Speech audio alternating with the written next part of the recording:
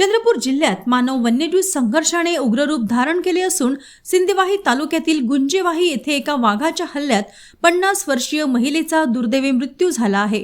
छाया उर्फ अरुणा अरुण राऊत असे मृत महिलेचे नाव असून या घटनेमुळे संपूर्ण परिसरात भीतीचे वातावरण पसरले आहे।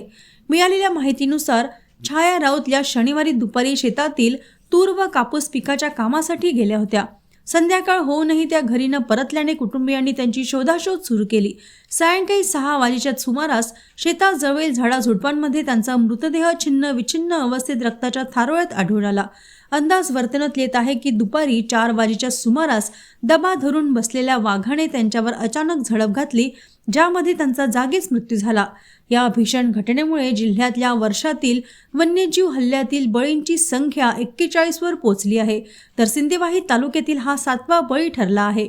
घटनेची माहिती मिळताच वन विभागाचे पथक घटनास्थळी दाखल झाले आणि मृतदेह शवविच्छेदनासाठी रुग्णालयात हलवण्यात आला। कुटुंबावर दुःखाचा डोंगर कोसळला असून परिसरात हळहळ व्यक्त करण्यात येत आहे। वन विभागाने संबंधित नरभक्षक वाघाला तात्काळ जेरबंद तसेच पीडित कुटुंबाला तातडीने आर्थिक मदत देऊन परिसरात वन विभागाची गस्त वाढवण्याची मागणी राहुल पोरेड्डीवार यांनी केली आहे। शेतात जाणेही आता जीवावर बेतत असल्याने प्रशासनाने ठोस पावले उचलावीत अशी आर्त हाक शेतकऱ्यांनी दिली आहे।